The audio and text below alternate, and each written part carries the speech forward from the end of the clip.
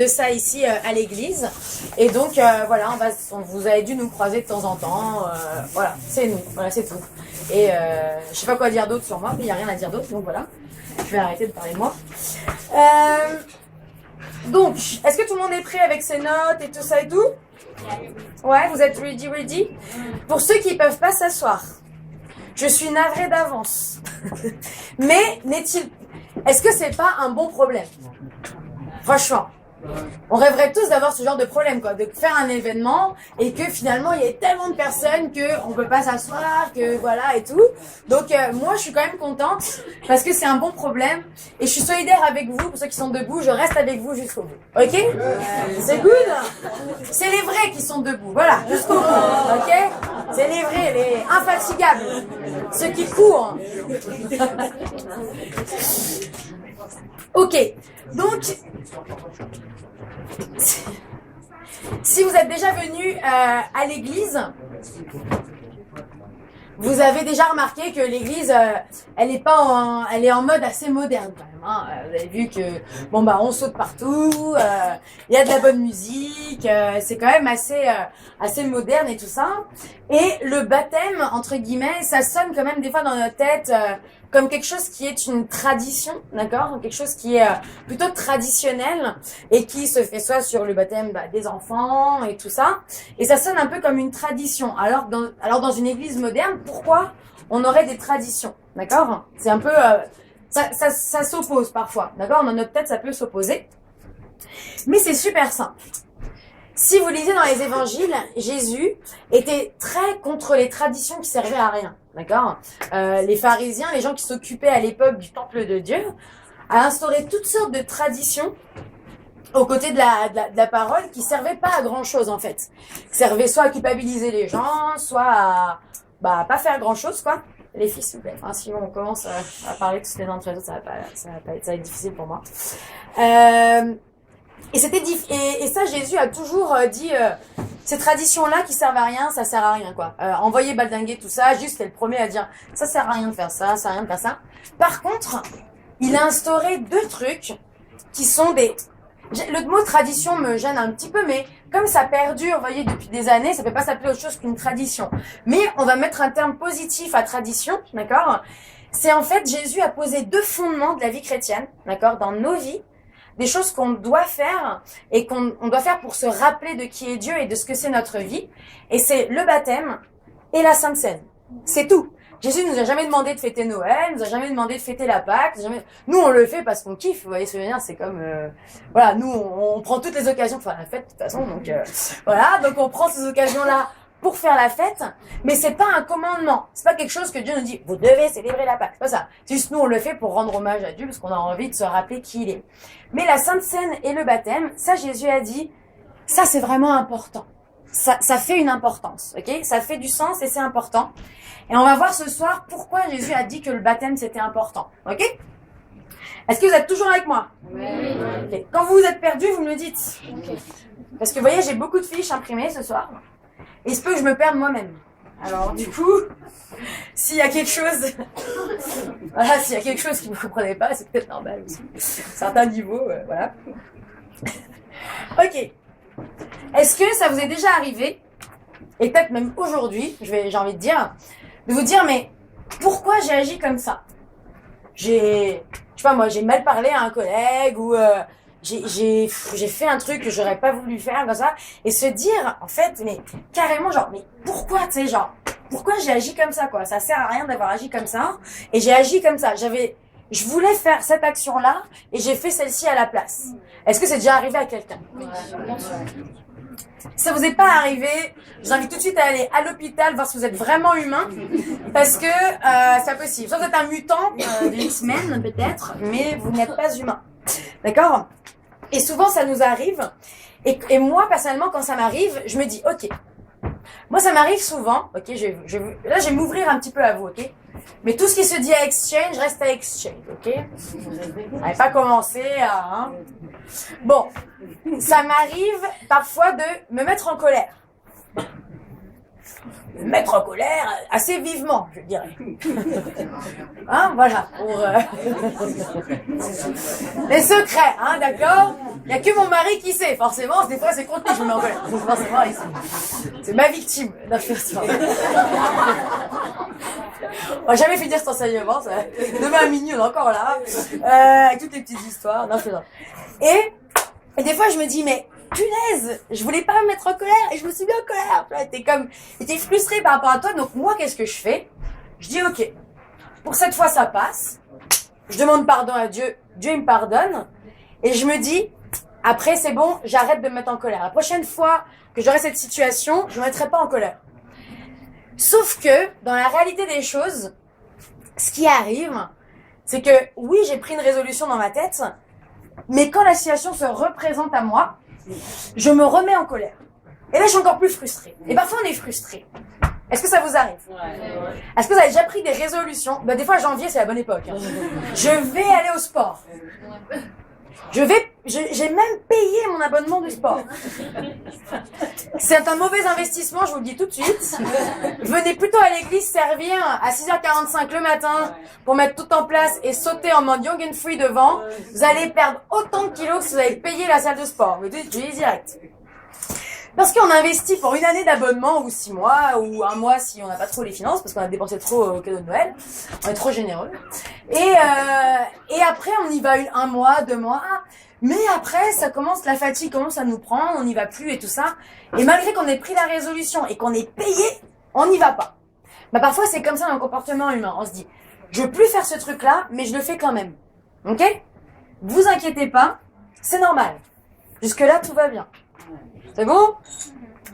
Alors, je change ma petite feuille. Vous voyez, je suis allée au bout de ma feuille. Je la change, voilà. Vous voyez ma petite logistique, hein, elle est là. Et ce qui est cool, c'est que on n'a pas du tout à culpabiliser par rapport à ça, parce que l'apôtre Paul va parler de cette situation dans l'être humain. D'accord? Il va dire dans Romains 7,15, c'est juste l'apôtre Paul qui parle, hein, ok? Donc, l'apôtre Paul, c'est quand même... j'aime pas dire le mec, parce que quand je dis le mec, les gens ils pensent que je m'écris. C'est quand même le gars, ok, qui a... Mec, le gars, je suis dans le dictionnaire des synonymes ce soir. C'est quand même l'apôtre Paul, s'il vous plaît. Hein. Il a fondé presque toutes les églises, Corinthe, Éphèse, Colosse, c'est lui qui a fondé ça. C'est lui qui a écrit la moitié du Nouveau Testament, d'accord? Et regardez ce qu'il va dire. En effet, je ne comprends pas ce que je fais. Je ne fais pas ce que je veux et je déteste ce que je fais. Je ne fais pas le bien que je veux, mais le mal que je ne veux pas, je le commets. L'apôtre Paul se pose cette question sur lui-même, d'accord, en écrivant aux Romains. Et là, justement, on se dit qu'on agit à l'opposé de ce qu'on voudrait. Et là, on est dans un dilemme. Parce que on est chrétien, ou on commence à venir à l'église, on trouve que l'église c'est chouette et tout ça, mais on se rend compte que notre comportement, peut-être parfois, il n'est pas en accord avec ce qu'on voudrait faire dans notre tête. Il y a comme une autre loi à l'intérieur de nous qui nous entraîne à faire autre chose, d'accord? Et là, j'ai envie de vous dire, quelle est la solution? Parce que, si c'est ça la vie qu'on va mener, honnêtement, c'est pas super agréable. On est d'accord? C'est hyper désagréable d'être dans ces situations où j'ai envie de faire quelque chose et je fais le contraire de ce que je veux faire. Et souvent, la solution qu'on va donner à ce problème-là, c'est de dire, fais des choses. Sers plus Dieu. Va plus souvent à l'église. Fais ci, fais ça. Ça, je vous le dis tout de suite, c'est pas la réponse de Dieu. Je vous le dis. Ça veut pas dire qu'il faut pas servir de ça et tout, parce que je vous expliquerai après pourquoi. Mais la réponse de Dieu à ce problème interne qui est dans l'être humain, d'accord, qui est propre à nous, ce n'est pas une condamnation et de se dire il faut faire plus de choses. La réponse à ça, c'est pas des actions. La réponse à ça, c'est Dieu qui nous donne une solution de paix et de liberté. C'est pour ça que des fois les gens vont vous allez dire, on chante à l'église, on est young and free. Donc free qui veut dire libéré, d'accord? On le chante, victory. Je vais chanter. Victory, conquer death, on conquiert la mort, set me free, ok? Libère-moi. Mais libère-moi, j'ai envie de dire, de quoi? Et les gens souvent m'ont posé la question, les non-chrétiens m'ont déjà posé la question, genre, mais Il y a besoin d'être libéré de quoi? Tu vois ce que je veux dire? Genre, est-ce que t'es prisonnière vraiment quelque part? Non, tu vois ce que je veux dire? Mais je vais être libérée de cette loi qui est à l'intérieur de moi. Et maintenant, le gros du sujet, c'est celui-ci. Cette force qui nous entraîne à faire les choses qu'on n'a pas envie de faire, pour lesquelles on regrette. Je vous invite à comprendre tout de suite quel est le nom de cette force. C'est pas le côté obscur, ça pourrait s'appeler le côté obscur. On pourrait le faire en mode Dark Vador, il n'y aurait pas de problème. Mais ce côté obscur a un nom. Et a un nom que tout le monde connaît, mais que parfois on n'arrive pas à faire la connexion avec ce que c'est. Ça s'appelle le péché. Le péché, techniquement, bien sûr, c'est les actions qu'on va mener, mais le péché n'est pas l'action. C'est ce qui résulte de ce qui habite à l'intérieur de nous. Vous voyez ce que je veux dire? C'est le péché qui est à l'intérieur de nous qui nous entraîne à faire ces actions qui sont mauvaises et pas bonnes pour notre vie et pas bonnes pour la vie des autres. Et cette fameuse force qui est à l'intérieur de nous qui nous empêche de ça, c'est le péché. D'accord? Est-ce que vous me suivez jusque-là? Oui. Est-ce que c'est clair? Oui. Est-ce que je parle français? Bon. Je suis pas emportée alors. Dieu, quand même, dans sa grande bonté, simplement, nous a donné quand même des commandements. Alors vous allez dire, mais Anaïs, c'est en contradiction à ce que tu viens de dire. Tu viens de dire que il faut pas faire des choses, mais il faut connaître qu'il y a le péché qui est à l'intérieur de nous. Je vais m'expliquer. Dieu nous a donné des choses qu'on doit suivre, d'accord, dans notre vie. Aime Dieu de tout ton cœur, de toute ton âme, de toute ta force, de toute ta pensée, et ton prochain comme toi-même. Fais aux autres ce que tu veux qu'ils fassent pour toi. Il y a bien plus de plaisir à donner qu'à recevoir, etc., etc. Et ça s'appelle la loi de Dieu, d'accord? Maintenant, voilà pourquoi c'est pas en contradiction ce que je vous dis. Si tu prends la loi de Dieu avec toi, donc la Bible et tout, et que tu dis, ok, maintenant, je vais l'appliquer cette loi, d'accord? Ça suffit, je suis sur un nouveau chemin, je vais l'appliquer. Maintenant, j'aime Dieu, maintenant, j'aime mon prochain, maintenant, je donne plus que je veux recevoir. À votre avis, qu'est-ce qui va se passer? Libre parole, juste pendant une petite minute, après, vous revenez au mode... voilà. Qu'est-ce qui va se passer à votre avis? Qu'est-ce que je vous ai dit tout à l'heure? Si je me dis, je vais faire ça, qu'est-ce qui va se passer? Il y a le contraire qui va se produire. Vous allez voir, hein, vous pouvez faire l'expérience si vous voulez. Moi, j'aime pas trop ces expériences-là en général. Je l'ai faite par mes gars, voilà. Mais si je prends la Bible et la loi de Dieu comme étant quelque chose que je peux appliquer par mes propres forces, laissez-moi vous dire que vous n'avez absolument rien compris au message de l'Évangile et à la solution que Dieu a pour nous. Dieu nous donne sa loi uniquement pour nous montrer ce qui est bien et ce qui est mal. Pour avoir la connaissance de ce qui est bien et de ce qui est mal.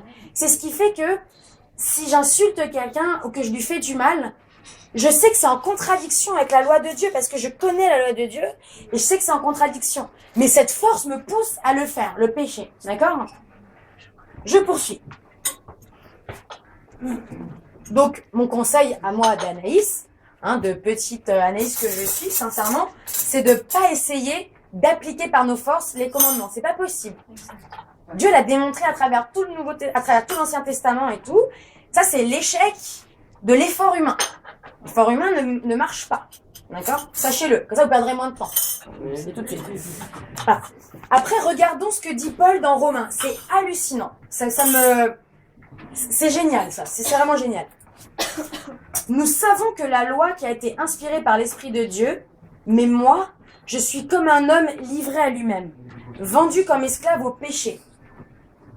En effet, je ne comprends pas ce que je fais, je reprends le même passage, je ne fais pas ce que je veux et je déteste ce que je fais. Et si je fais ce que je ne veux pas, je reconnais par là que la loi est bonne. C'est normal. Si je fais ce que je veux pas, je reconnais que la loi de Dieu est meilleure, ok? Est-ce que vous me suivez, les matheux, les philosophes parmi nous? T'as pas suivi? Ok. Si j'insulte, je suis dans l'insulte aujourd'hui, je sais pas pourquoi, j'ai pas d'autres exemples, c'est bizarre. Si je la frappe, ce que je ne vais pas faire, je précise d'avance, je n'ai rien contre toi, et qu'après j'ai un remords, que je regrette, d'accord? Que je dis, mais mince, pourquoi j'ai fait ça? Je reconnais par là que la loi de Dieu est meilleure parce que Dieu m'a dit d'aimer quelqu'un. Donc ça veut dire que je fais quelque chose qui est en contradiction avec ce que je connais. Donc je considère que si je l'avais aimé et réconforté, je reconnais, j'aurais été mieux à l'intérieur de moi. Donc ça veut dire que je reconnais que la loi de Dieu est meilleure. D'accord? Si tu te sens bien quand tu tues quelqu'un, écoute, va dans la présence de Dieu. Et là, Paul continue. En réalité, ce n'est plus moi qui le fais, mais c'est le péché qui habite en moi. Car je sais que le bien m'habite, d'accord, parce que Dieu vit à l'intérieur de lui, ok. C'est-à-dire dans ce que je suis par nature. Et là, j'aime tellement cette phrase. Si vous avez une Bible, surlignez ça.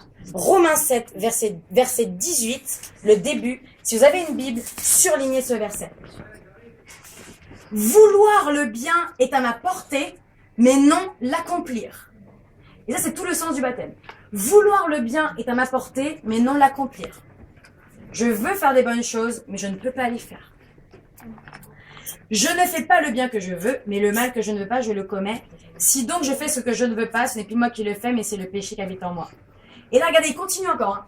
Lorsque je veux faire le bien, et là, c'est exactement ce que je viens de vous expliquer, je découvre cette loi, c'est le mal qui est à ma portée. D'accord? Dans tout mon être intérieur, je prends plaisir à la loi de Dieu, mais je vois qu'une autre loi est à l'œuvre dans mon être. Elle combat la loi qui approuve ma raison et elle fait de moi le prisonnier, d'où le côté d'être libéré, le prisonnier du péché qui agit dans mes membres. Est-ce que vous comprenez ce que Paul dit? Paul dit, je prends plaisir à Dieu, je prends plaisir à ce qu'il veut pour nous, je prends plaisir à ce qu'il me dit, je veux y aller, mais je suis prisonnier d'une autre loi qui est à l'intérieur de moi, qui est cette force, qui est le péché qui me rend prisonnier. Malheureux que je suis. Et là, c'est avec un point d'exclamation. C'est pas genre en mode... il n'est pas en mode malheureux que je suis. Ah oui. Il n'est pas en mode philosophe, là, Paul. Hein. Il est en mode, mais qu'est-ce qui se passe, quoi? Malheureux que je suis, quoi. Pourquoi ça arrive à l'intérieur de moi, quoi? Et c'est pour ça, d'ailleurs, que vous allez voir que des personnes, même qui ne croient pas en Dieu, ne prennent pas plaisir à faire le mal. Ils vont, des fois, s'en glorifier, genre ils sont moqués de quelqu'un et tout. Mais quand vous prenez un café sérieusement avec quelqu'un, vous allez voir que... il va avoir des remords sur certaines choses, vous allez vous rendre compte de ça. Parce que c'est dans l'être humain, c'est comme ça. On est créé pour vivre dans ce que Dieu veut qu'on fasse. Donc, quand on fait pas ces choses-là, même sans avoir la connaissance de Dieu, on se rend compte que c'est mal. Pourquoi les gens vous disent, je vais aller dans quelque chose de... Pourquoi les gens qui, soi-disant, n'ont pas Dieu, donc, décident pour eux-mêmes ce qui est le bien et ce qui est le mal, sont tous unanimes sur un seul truc: la pédophilie, c'est mal. Tout le monde que je connais de différents, on va dire, convictions même humanistes, philosophiques, toutes des gens complètement différentes. Tu leur dis, bah ok, mais alors, est-ce que ça c'est mal, tu vois? Ils vont tous vous dire oui unanimement. Et il y a des choses comme ça, comme des principes sur lesquels les gens se disent, mais oui, ça c'est mal. Tuer un homme, c'est mal. Ils vont vous le dire. Mais ils comprennent pas encore pourquoi ils trouvent ça mal. Parce que si c'est moi qui décide ce qui est bien, ce qui est mal, je pourrais très bien décider que tuer quelqu'un, c'est ok, tu vois. Bon, qu'est-ce qui me dit que, si je crois pas en Dieu, qu'est-ce qui me dit que c'est mal? Bah, au fond, c'est la loi de Dieu, vous comprenez? Et là, j'arrive à ce que c'est le malheureux que je suis, dit l'apôtre Paul, qui, et ça aussi, si vous pouvez souligner le qui dans votre Bible, je vous invite à le faire. Qui me délivrera de ce corps voué à la mort? Et là, le verset 25. Même si vous pouvez le détacher de votre Bible, c'est encore mieux. Parce que là arrive la réponse à tout ce que Paul dit. Paul dit, mais pourquoi c'est comme ça? Malheureux que je suis, qui me délivrera de ce corps de mort? Et la réponse est dans le verset 25. Dieu soit loué, c'est par Jésus-Christ notre Seigneur. En résumé, Paul va même le résumer. Hein. En résumé, moi-même, je suis par la raison au service de la loi de Dieu, mais je suis dans ce que je vis concrètement esclave de la loi du péché. Conclusion, seulement Christ peut me libérer de la loi du péché. Et quand les gens vous disent de quoi vous êtes libre de cette loi du péché, de cette force qui vous entraîne à faire les choses mauvaises. Maintenant, comme je vous ai dit, comment on règle le problème? Si c'est Dieu qui nous délivre, qu'est-ce qu'on doit faire concrètement pour vivre cette vie? Vous voyez ce que je veux dire? Qu'est-ce qu'on doit faire? Si c'est pas les actions, qu'est-ce que ça pourrait être? Si c'est pas prier plus, lire plus la Bible, aller plus au service, servir plus, Si c'est pas des actions concrètes comme ça, qu'est-ce qu'on peut faire? Il y a quand même quelque chose qu'on va pouvoir faire. Que Dieu nous demande.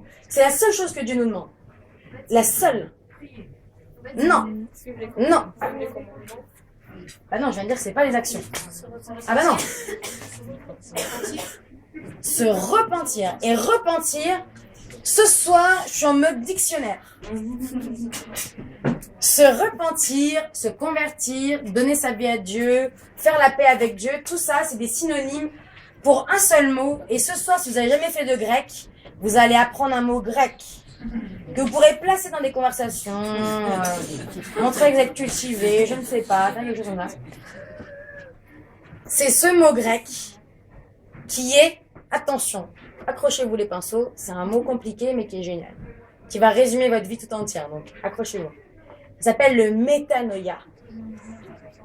Le métanoïa. Et le métanoïa en grec, qu'est-ce que ça veut dire? Ça veut dire, je suis là, je vivais ma vie comme ça, dirigée vers mes principes, vers mes propres lois, vers mes propres décisions. Et le métanoïa, c'est ça. Je change de direction. Se repentir, c'est ça. Se repentir, c'est pas pleurer, c'est pas machin. Se repentir, c'est dire, Seigneur, depuis tout ce temps, je vivais par moi-même, en prenant mes propres décisions, en décidant moi-même de ce qui était juste et ce qui n'était pas juste. Maintenant, je reconnais que, comme Paul, hein, que je veux le bien, mais que je peux pas, que cette loi combat à l'intérieur de moi et que, au final, en tant qu'être humain, je me sens pas bien. Eh bien, Seigneur, je décide de changer. Je décide de te demander pardon pour ce que j'ai fait. Et maintenant, je change de direction et je me dirige vers toi. Et je te place comme celui qui décide dans ma vie ce qui est bien et ce qui est mal. Je te place comme au-dessus de ma vie. Tu es celui qui me délivre de tout ça. D'accord? Et là, vous allez dire... Alors, j'ai un petit conseil encore à vous donner. N'essayez pas de vous changer par vous-même. Parce que ça ne marche pas. Par aucun moyen. Il n'y a rien que vous pouvez faire plus pour vous changer. Ça ne marche pas. Ce qui va vous changer, c'est votre décision. C'est la décision de dire, Seigneur, je te demande pardon pour la vie que je vivais avant, parce que je vivais sans toi. Maintenant, je décide de tourner. Je comprends que tu es la meilleure chose pour ma vie. Donc, je me tourne vers toi. C'est tout. Et si quelqu'un vient vous dire, mais non, faut que tu pries plus. Non. Tu lui dis, t'as qu'à lire Romains. Voilà. Et d'ailleurs, c'est dans ce passage, parce que nous, on le cite comme ça, ce verset, à tort et à travers, en général, pour absolument rien dire de ce qu'il veut dire. Mais je vous le dis, c'est dans ce passage-là qu'on trouve le verset qui dit « Aucune condamnation pour ceux qui sont en Jésus-Christ ». Ça veut dire que, même si tu reconnais que tu as la loi du péché à l'intérieur de toi, comme tu as choisi de changer de vie, aucune condamnation n'est sur toi parce que tu es en Jésus-Christ. Ça veut dire ça, être en Jésus-Christ. Quand quelqu'un vous sort ce verset, genre, aucune condamnation, te condamne pas et tout, c'est beaucoup plus profond que ça. C'est parce que j'ai choisi de te suivre, il n'y a plus rien qui peut me condamner. Parce que maintenant, je marche avec toi et je vais avec toi. Ok? Super. Ce qui est important, c'est comment vous allez vous positionner dans votre vie et dans votre vie spirituelle qui va changer les choses. Et du coup, ce qui est génial, c'est qu'on a un Dieu qui ne nous demande pas de faire des actions. On a un Dieu qui nous rend capable de faire des actions. Est-ce que vous comprenez la différence? On n'a pas un Dieu qui est là en train de dire « Ok, t'es pécheur, maintenant tu vas faire ça, tu vas faire ci, tu vas faire ça, et peut-être, éventuellement, tu gagneras mon ciel. » Peut-être. Non, on a un Dieu qui dit « Ok, tu n'y arrives pas, mon coco. Ça marche pas. Bon, moi, je vais me donner pour toi, je vais prendre ce péché qui t'habite, tu comprends, qui attends pas, arrête de sonner. Je vais prendre ce péché qui est à l'intérieur de toi, comme ça tu vas pouvoir m'accepter, ça va te libérer, et en ayant cette liberté, je vais changer ta vie, et tu vas être une bénédiction, tu vas réussir à aimer les gens, tu vas réussir à donner plus que tu n'aimeras recevoir, tu vas être transformé de l'intérieur. Et pour ceux qui ont déjà vécu, moi j'ai vécu ça. Si vous connaissez mon témoignage, je l'avais déjà donné une fois à l'église, moi j'étais une fille suicidaire quand même. Très déprimée par la vie à l'âge de 17 ans, toutes ces choses-là, enfin vous voyez ce que je veux dire. Pour moi le bonheur, c'était pas du tout à ma portée quoi. Vous voyez? Mais, Mais pas de souci. J'attends juste que vous disiez, comme ça je peux les suivre. Il n'y a pas de souci, vraiment aucun souci. Mais quand je me suis convertie, il y a l'amour de Dieu qui est à l'intérieur de moi. J'ai été libérée, on va dire, en sorte de cette espèce de dépression à l'intérieur de moi et tout ça. Et Dieu m'a donné la vie, mais concrètement, quoi. La vie. C'est-à-dire que maintenant, je ne conçois même pas d'être déprimée ou de pas m'énerver parce que Dieu a changé ma vie. Mais c'est Dieu qui l'a fait. Moi, la seule chose que j'ai fait, j'ai dit, ok, Seigneur, je suis là. Maintenant, je vais faire ma vie avec toi. Et that's it. Et c'est Dieu qui s'occupe du reste. Est-ce que là, vous me suivez? Ouais. Ok. Maintenant, vous allez me dire, quel est le rapport avec le baptême? Le rapport avec le baptême est celui-ci. Le rapport avec le baptême. Le baptême, c'est la manifestation publique de ce changement que vous allez vivre. Que vous avez vécu. Peut-être. Peut-être pas.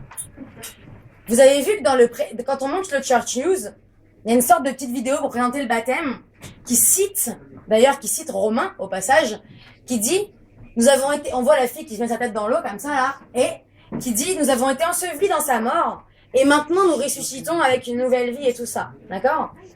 Le baptême, c'est ça. C'est la manifestation publique de votre décision intérieure. C'est tout, mais c'est important. Quand vous allez vous baptiser, vous allez dire à tout le monde ce qui s'est passé à l'intérieur de vous.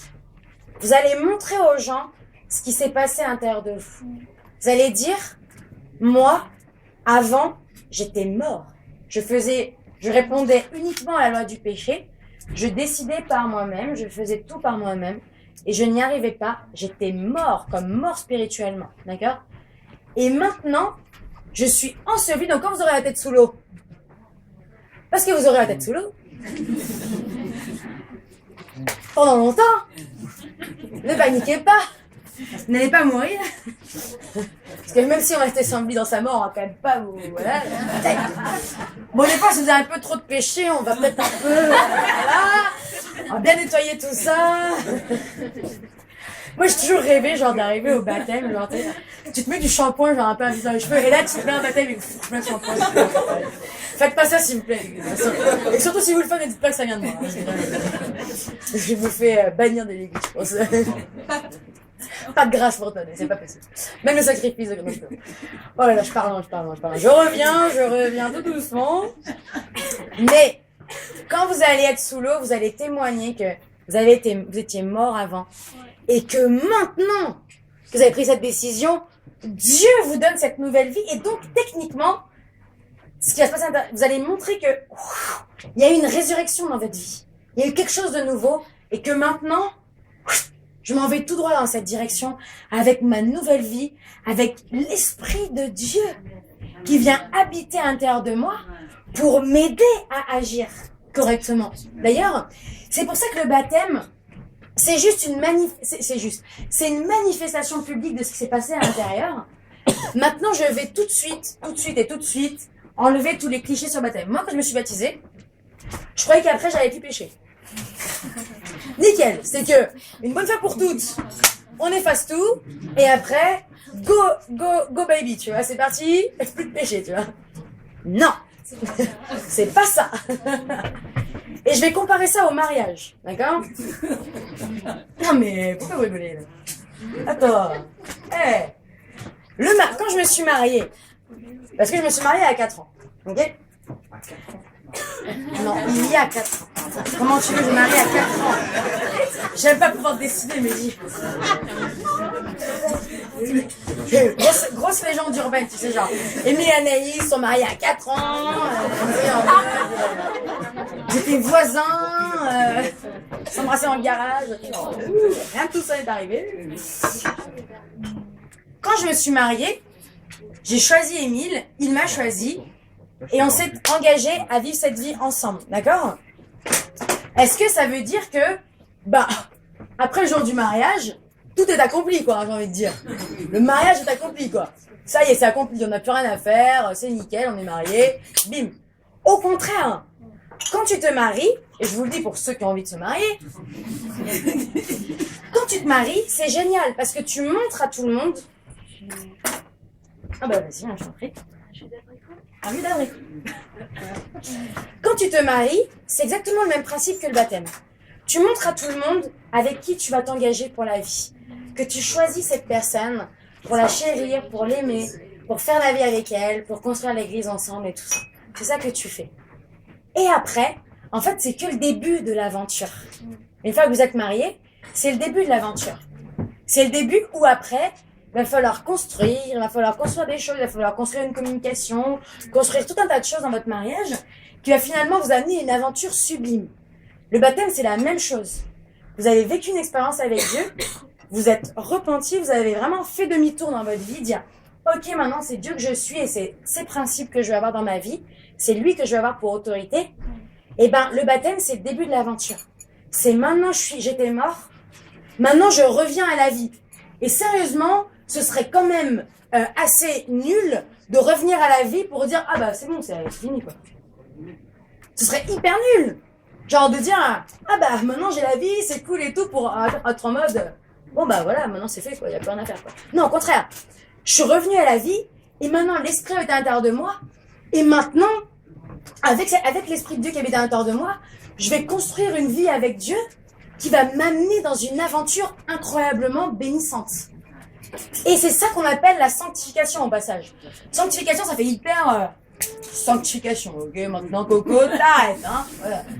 Mais la sanctification, c'est autre chose. La sanctification, c'est que tu sais que tu es chrétien, tu sais que tu as pris cette décision, mais tu as des choses à ajuster dans ta vie.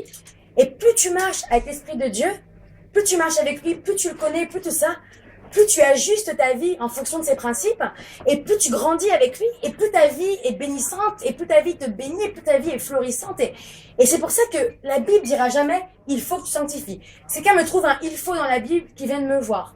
Parce que c'est pas ça. La Bible dit toujours « marcher sur le chemin de la sanctification ». Si vous lisez Hébreu, c'est ça. C'est marcher donc sur le chemin de la sanctification. Ça veut dire que je marche. Donc si je marche, je suis en mouvement. Et notre vie est en mouvement. Tu dis quoi? J'apprends aussi. Ça veut dire que Dieu n'a jamais considéré notre vie comme statique. Genre, maintenant ça s'est fait, maintenant ça s'est fait, maintenant ça s'est fait. Non, c'est, ah ok, je prends le baptême, hein, j'ai une nouvelle vie, et ben c'est une aventure qui m'attend. Et Dieu va m'aider à marcher sur ce chemin de la sanctification et à avoir cette vie incroyable, j'ai envie de dire, il n'y a pas d'autre mot, hein, sérieusement, incroyable que je vais vivre avec Dieu au quotidien. D'accord?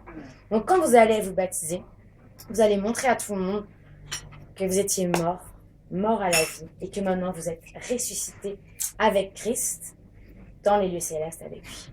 Ok, c'est ça le baptême. Et je vous ai parlé tout à l'heure... Attendez, je fais juste un petit... Parce que j'ai marqué un petit truc et ça m'a l'air important.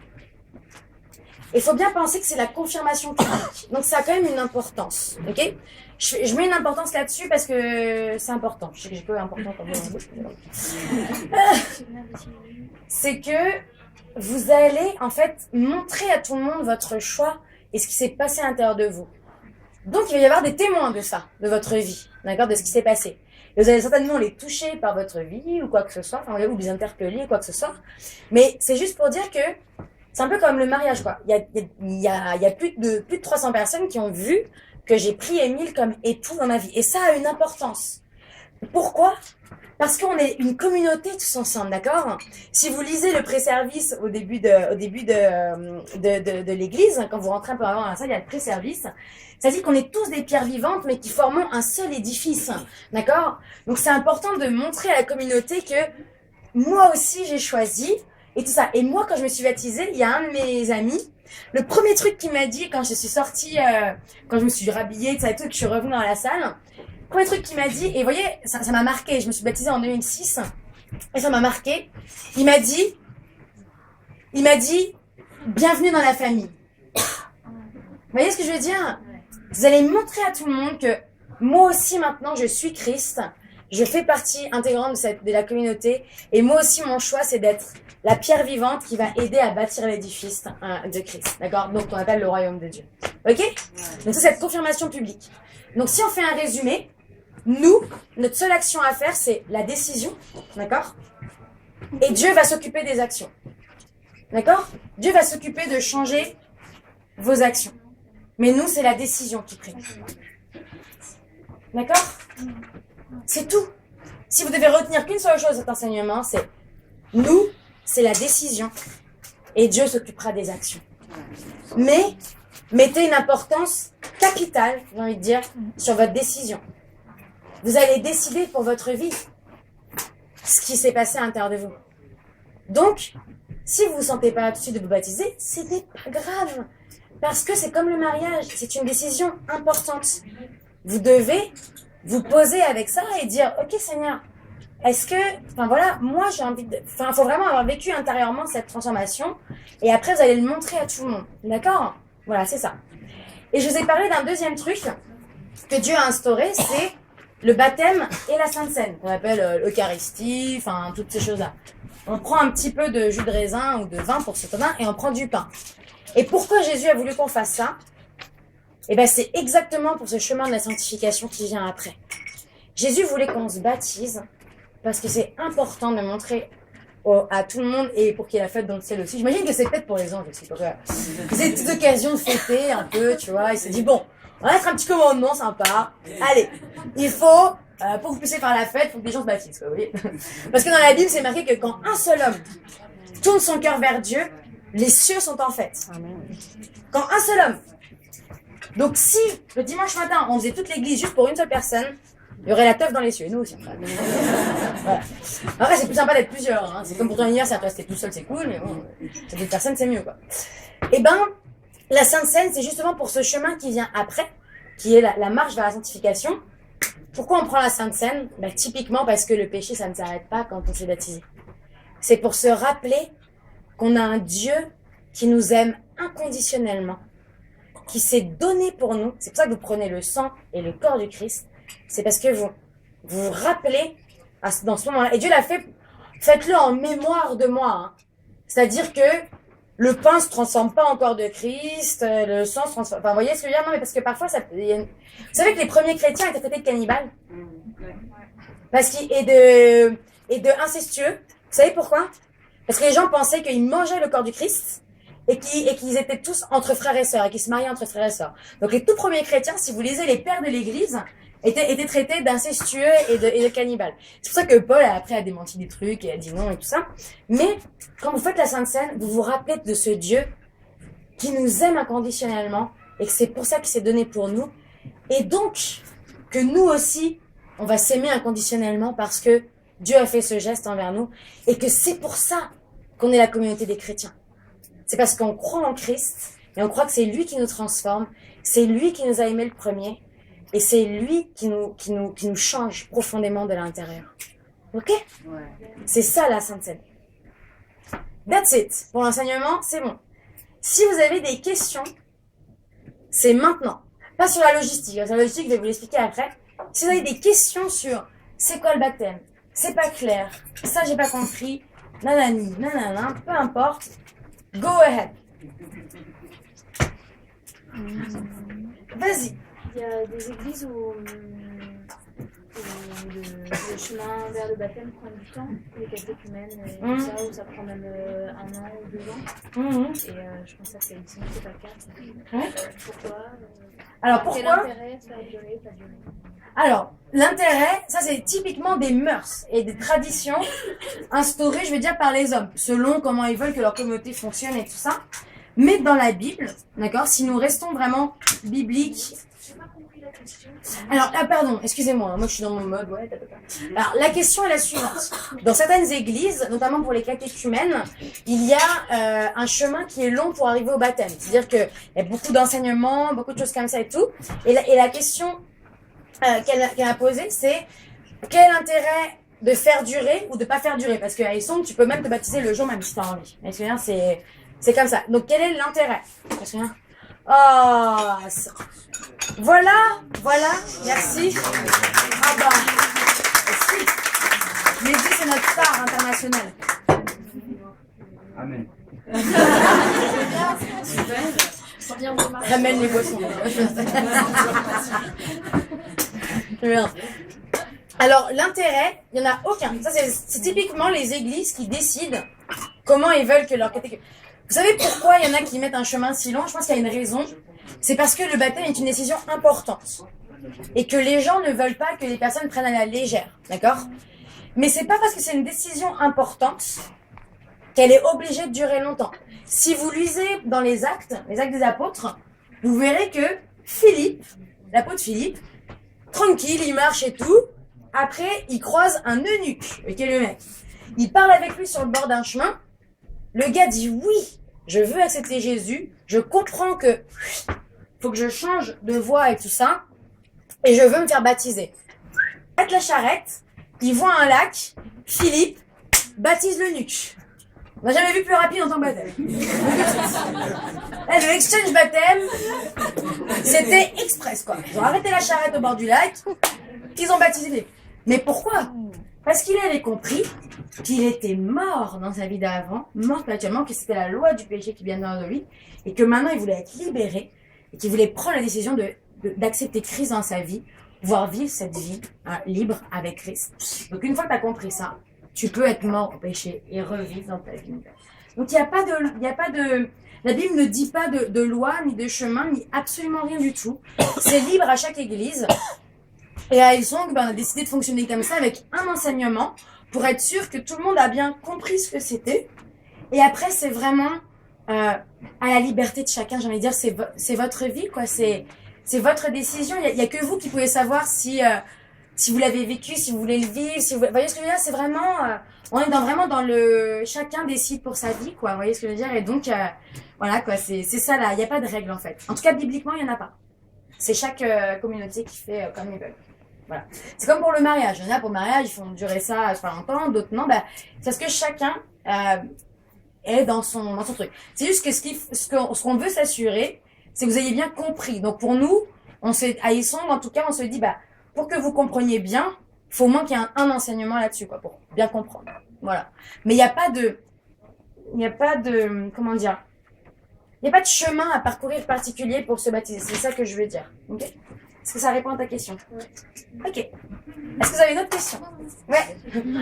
Moi, j'ai pas de cadeau, dis tout de suite, Je voudrais savoir, est-ce que le baptême purifie de nos péchés? Non.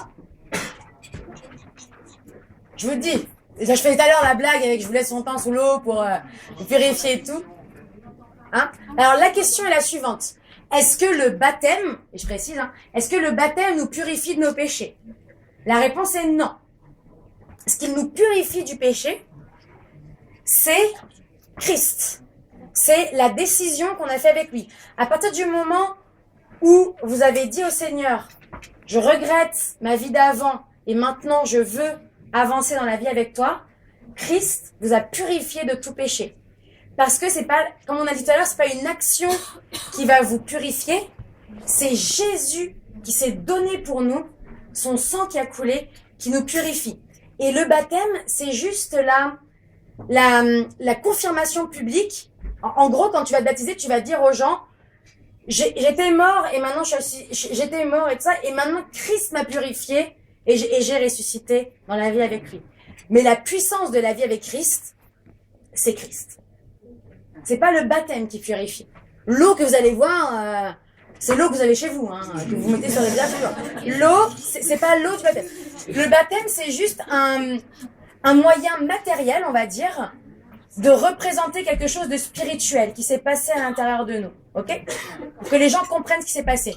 C'est pour ça qu'on voit dans le Church News la fille qui est dans l'eau, et en même temps, il y a marqué, nous avons été ensevelis dans sa mort, mais la mort de Christ. Et nous sommes maintenant ressuscités. C'est comme si je te dis,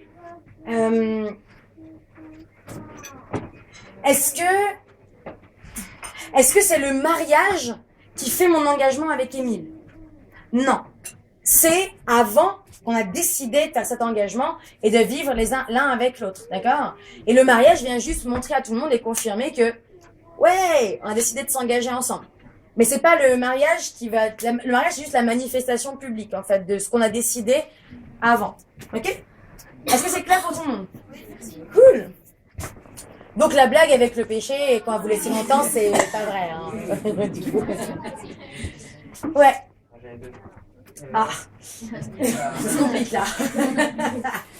Est-ce qu'il y a un âge pour le baptême?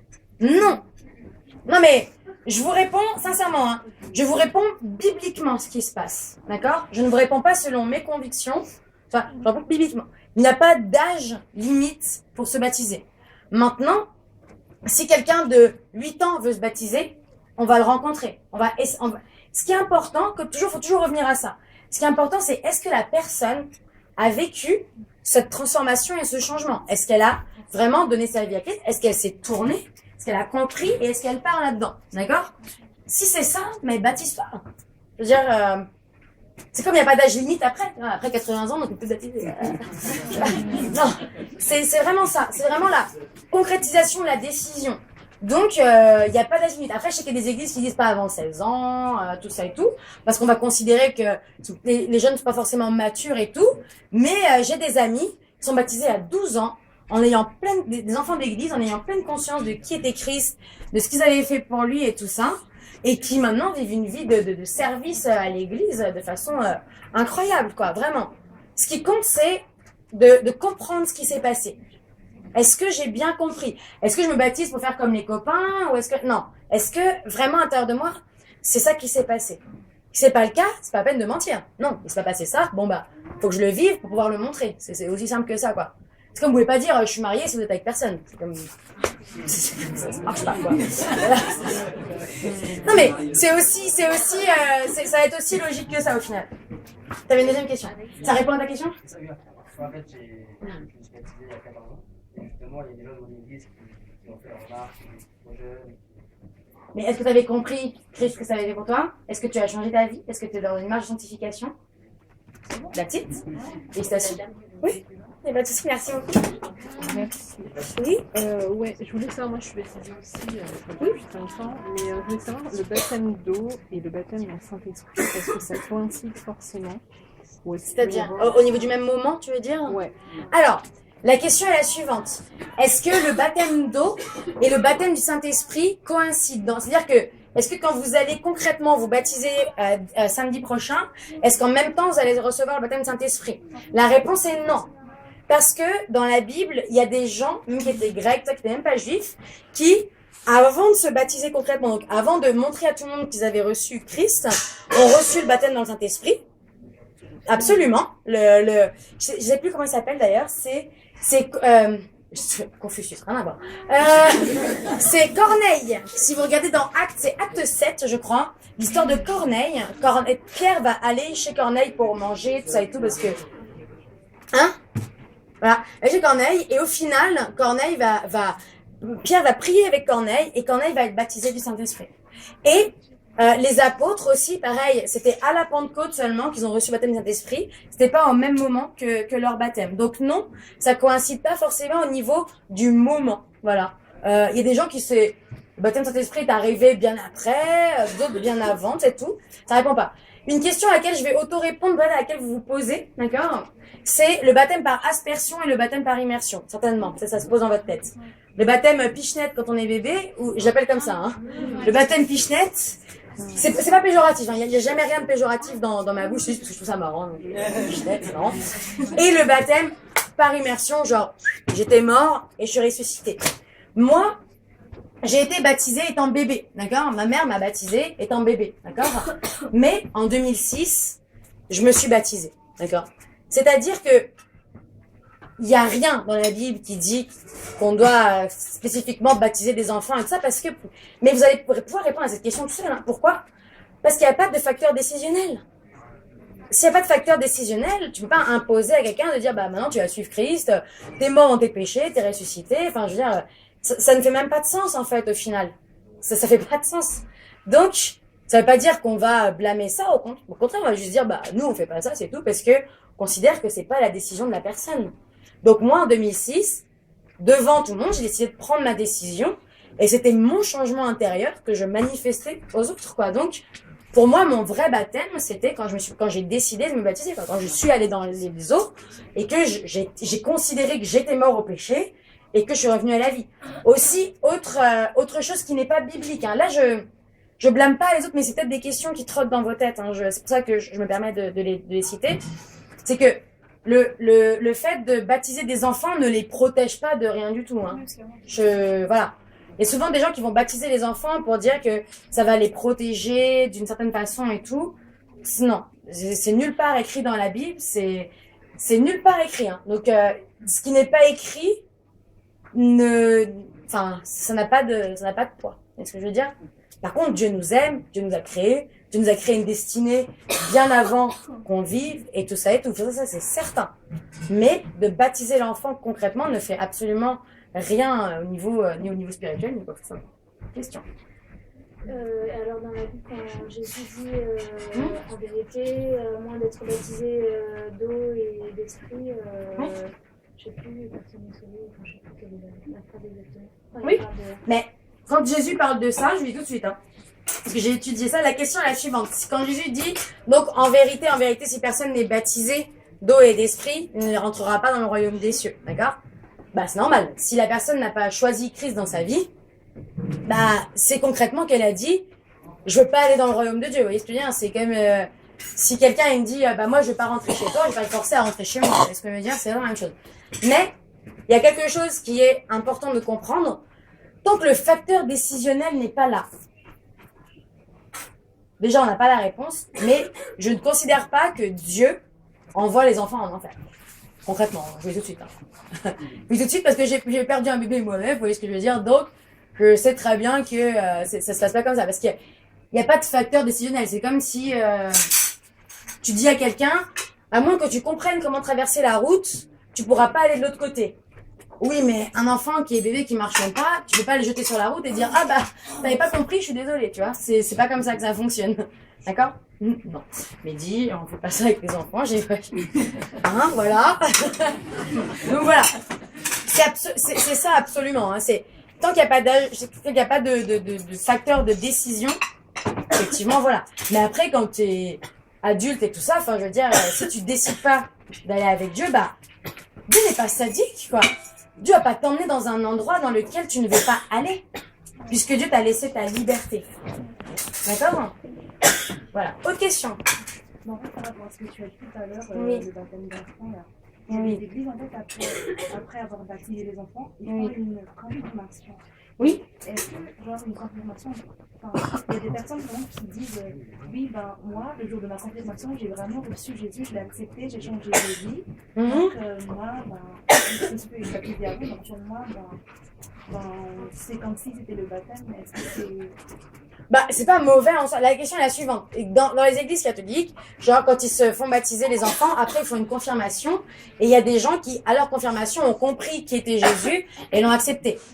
Le facteur décisionnel et le facteur, j'ai accepté Christ dans ma vie et je veux changer, c'est ça qui t'emmène au ciel. Donc, parce qu'il y a des gens qui sont qui sont parfois en phase terminale ou sur l'île de mort, ils acceptent Christ à ce moment-là, ils n'ont pas eu le temps de montrer aux autres ça, mais ils sont sauvés parce que, comme j'ai dit tout à l'heure, à la question, c'est Christ qui nous purifie et qui nous emmène aux cieux. Mais, oui, je considère que ces personnes, s'ils ont compris à ce moment-là que c'était ça, Christ pour eux, bah, ce serait cool de le montrer maintenant, que c'est maintenant, en fait, que j'ai compris que j'étais enseveli, que j'étais mort et tout ça, et que maintenant je ressuscite. Après, c'est une question de culture et de mœurs. Mais retenez qu'une seule chose, c'est que c'est la décision qui est importante. La décision. C'est la décision qui fait facteur, et c'est Christ qui purifie. C'est pas l'eau. L'eau, c'est le symbole de Christ et de cette mort, justement, et de cette fête que j'étais avec le péché. Vous voyez ce que je veux dire? Et qu'après, je sors, quoi, c'est comme si je sortais d'un cercueil, quoi. Je sors pour vivre, quoi. C'est ça, en fait. D'accord? Et en fait, en gros, c'est comme si vous laissiez votre ancienne vie dans les eaux du baptême et que vous marchez dans cette nouvelle vie après, quoi. Mais le baptême, c'est le symbole. En gros, c'est la fiesta, quoi. Vous voyez ce que je veux dire? C'est le moment du symbole, quoi. Et c'est pour ça que vous portez des t-shirts ce jour-là, que j'aurais aimé porter plutôt que ma toche blanche, que j'aurais aimé porter. Un t-shirt s'appelle « J'ai décidé ». Parce que concrètement, vous portez ce t-shirt qui dit « Maintenant, j'ai décidé de changer de vie et d'aller par là. C'est pour ça que vous portez ce t-shirt. C'est pas juste pour faire joli à la Hillsong et tout. C'est parce que vous avez décidé quelque chose pour votre vie d'important. Vous avez décidé ça. Et c'est bien marqué, j'ai décidé. C'est moi et mon expérience avec Christ que je montre aux autres, quoi. Tout simplement. Voilà. D'autres questions? En fait, tout à l'heure, tu avais parlé de Philippe et de je sais pas s'ils étaient tout seuls quand il l'avait baptisé. Oui, il est tout seul. D'accord. Et du coup, par rapport à ce que tu disais, que c'était un engagement public devant le témoin, est-ce que du coup, Philippe est considéré comme le témoin? Oui. C'est ça. C'est comme pour si vous mariez, je prends le mariage parce que c'est le seul truc que j'ai que je trouve qui fait une bonne comparaison. Quand tu te maries à la mairie et tout ça, tu peux avoir 2 témoins ou 1. Mais un mariage est valide à partir du moment où chacune des personnes a un témoin. Le mariage est validé par la loi française et par la loi en général. Donc oui, Philippe fait office de témoin. Voilà. Désolée, hein. C'est comme dans les prisons. C'est comme il y a des gens, même il y a des gens à l'église, hein, qui se sont baptisés au cours de vacances, partis faire des vacances avec les gens. Au cours des vacances, il y avait une piscine. Fin de la soirée, ils ont parlé de Jésus, tout ça et tout. Je dirais, mais moi, je vais prendre cette décision et tout. Il y a des gens à l'église qui ont été baptisés comme ça. Ils ont été dans la piscine le soir. Et hop, ils l'ont baptisé. Ils étaient 5, c'est un engagement public. Ils étaient 5 et ils ont baptisé. Et maintenant, ils sont à l'église, ils servent, ils font leur vie et tout ça et tout, quoi. Donc voilà, c'est juste un engagement public. Mais oui, Philippe fait office du témoin. T'avais une question, excuse-moi. Tout à l'heure, tu as parlé donc Oui. du baptême par immersion et par... Ouais, aspersion. Voilà, donc est-ce que ça fait une différence ou pas? Oui. Justement, d'être baptisé par immersion. Oui, parce que le symbole est... En fait, comme le symbole, c'est d'être mort, tu vois, d'être vraiment enseveli, tu vois, dans la mort et tout ça, bah, baptême par immersion, c'est vraiment de dire, voilà, j'étais mort, quoi, donc j'étais en dessous de tout ça, justement, et maintenant, je revis, quoi. C'est pour ça que vous allez voir, quand vous allez voir les photos du baptême, si vous pouvez demander votre photo, je vous encourage à la demander, parce que nos super bons photographes de l'église vont vous faire une photo où, au moment où vous allez sortir, vous allez voir que, c'est pas je suis revécu, ça c'est pas. J'ai retrouvé la vie, quoi. Tu vois ce que je veux dire? Donc oui, c'est important parce que comme la décision à l'intérieur et la chose que vous avez vécue, c'est ça, et ben Dieu nous dit de représenter ça. Tout simplement. Comme ce qu'on vit, c'est ça. À l'intérieur, c'est que Christ était enseveli dans sa mort. Maintenant, nous revivons avec lui. Comme c'est ça qui se passe à l'intérieur de vous, à ce moment-là, à l'intérieur de nous, quand on choisit de prendre Christ, et ben Dieu a voulu que ce soit ça qu'on représente ce jour-là. Donc, on s'ensevelit et on revit. Tout simplement. Parce que Dieu, on le complique. Hein. Je vous dis tout de suite. Hein. Dieu, on le complique. On croit que c'est des actions qu'il faut faire. C'est pas ça. Dieu, on le complique, mais Dieu est super simple. Vous vivez ce truc-là à l'intérieur de vous, bah c'est ça qu'on va représenter. Le plus basique, tu meurs, quoi. Je veux dire, Jésus, c'est le roi de simplicité égale efficacité, quoi. Je veux dire, si vous connaissez ce truc-là en leadership, c'est magnifique, quoi. Plus tu fais simple, plus c'est efficace. Bah, c'est ça.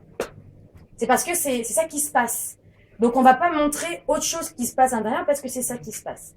Voilà. Et parce que Jésus lui-même s'est baptisé comme ça. Jésus lui-même s'est baptisé comme... Et...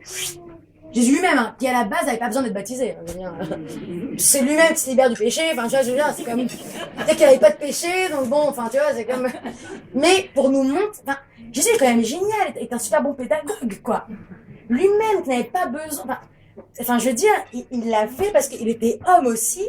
Et elle dit, bah, vous allez, voilà, faire ça comme ça. Enfin, je veux dire, c'est un pédagogue incroyable, Dieu. Enfin, je veux dire, il est juste... Enfin, si vous lisez les évangiles, vous allez rendre compte que... Comment il nous parle, mais c'est hyper, c'est du concret, c'est du dans nos vies et il nous a montré ça, Dieu lui-même, Dieu le souverain, d'accord, de la terre, nous a montré comment faire, pourquoi nous choisisserions de faire différemment. Si le souverain de la terre et de l'univers nous a montré comment faire, je vois pas pourquoi on prendrait une autre façon de faire. C'est-à-dire que c'est la meilleure. Donc, on va faire comme il nous demande de faire. C'est tout. Autre question. Oh, ça se bat, les questions. Ouais. Bon. Je sais pas si tu en as parlé au début, parce que Il n'y a pas de souci. en fait, c'est par rapport à la Sainte Seine. Tu disais tout à l'heure que les baptêmes Oui. c'est public, mais c'est la décision qui vient avant. Oui, Il y a certaines églises en fait où je pense oui, bien sûr. on ne peut pas prendre la Sainte Seine avant d'être baptisé. Oui, Est-ce que c'est Alors. biblique, c'est vraiment oui, ça c'est biblique par contre. Il n'y a rien qui dit ça, mais c'est juste une logique biblique. J'explique pourquoi. Après, il n'y a personne, Alison, qui vient vous fliquer si vous prenez la Sainte Seine. Hein, je veux dire, c'est comme... Ah, mais montre-moi ton certificat de baptême. Genre, non.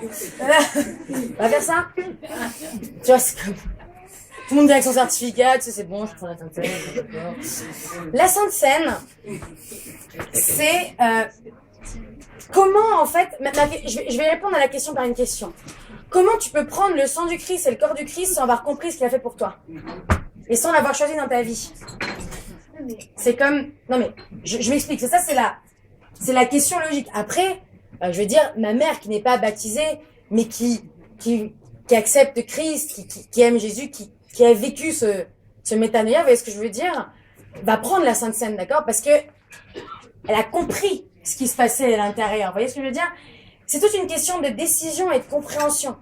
Si vous avez décidé de vous faire baptiser le 7, je prends quelque chose de concret, mais que vous avez vécu, d'accord, la repentance, et que maintenant vous marchez dans ce chemin, prenez la Sainte Seine, je veux dire, parce que vous avez compris qui est Christ et ce qu'il a fait pour toi. Parce que c'est en souvenir de sa mort et de ce qu'il a fait pour nous. Donc il faut avoir compris ce qu'il a fait pour nous. Vous voyez ce que je veux dire? Mais tout ça, ça se passe dans la décision. Ça se passe pas finalement dans l'acte public. Tu vois ce que je veux dire?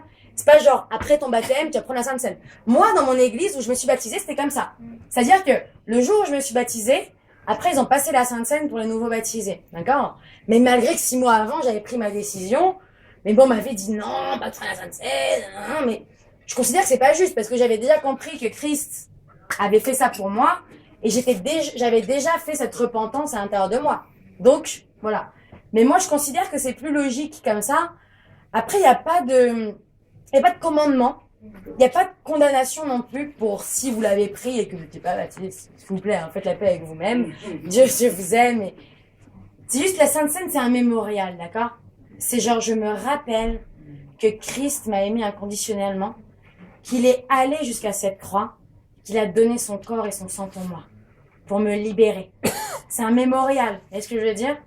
Donc, voilà. C'est finalement, si chacun fait comme il veut, hein, j'ai envie de dire, vous voyez ce que je veux dire? Il y a rien dans la Bible qui dit clairement quelque chose.